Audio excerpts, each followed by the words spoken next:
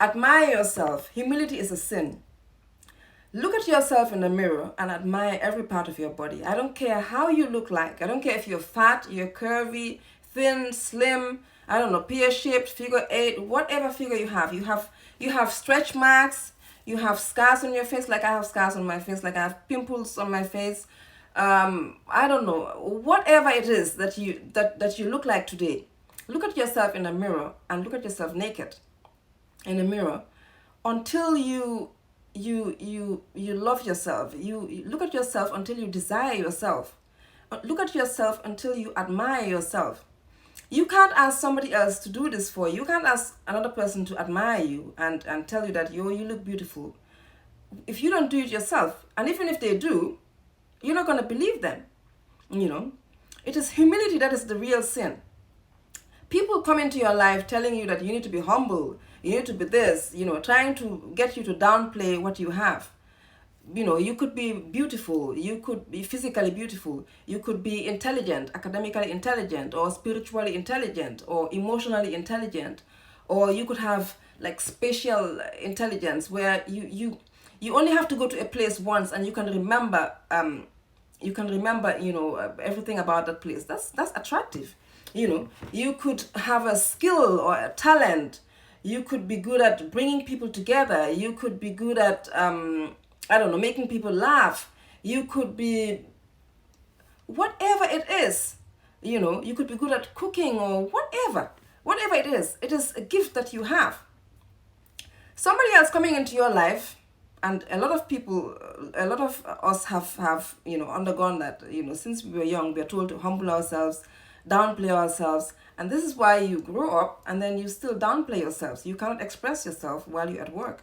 You cannot express your power, your personal power, your sexual power, because people have been telling you since you were young to humble yourself. It is humility that is the sin, because all of these things that you have, they are gifts and they are meant to be expressed in this world. Somebody coming into your life telling you to humble yourself to make them feel comfortable because they feel insecure about maybe their looks, or they feel insecure about their talents that they are not using.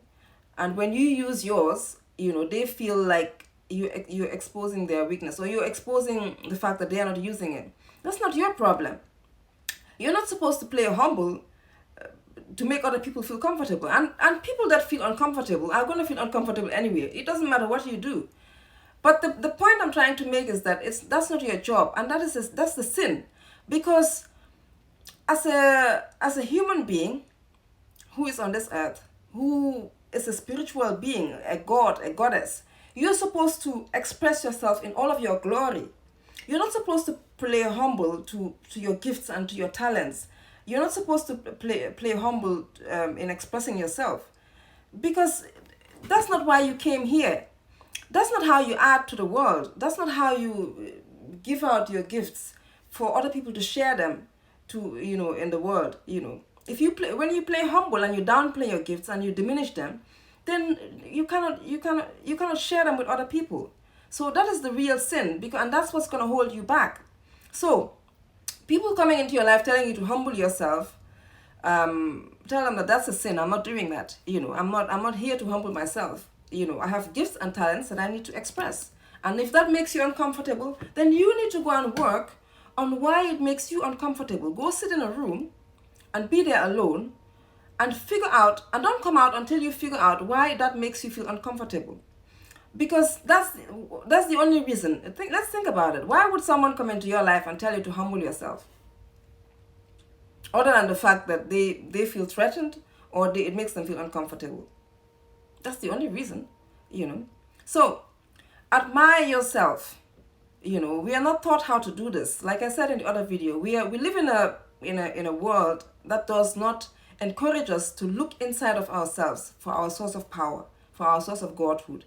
We are encouraged to look outside of ourselves for all of that. We are encouraged to admire other people, admire how other people walk, how they talk, how they do things. Admire even inanimate objects.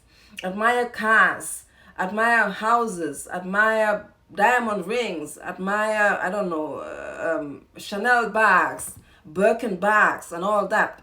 But when it comes to admiring ourselves, we are told not to do that. We feel a certain kind of way. We feel like that's the wrong thing. See what I'm saying about how we are trained not to give ourselves the power. I'm here to tell you that that's the first thing that you need to do. You need to admire yourself. Look at yourself in a mirror every morning if you can, or any time of the day that you have time, and admire yourself. It doesn't matter how you look like. You are perfect the way you are.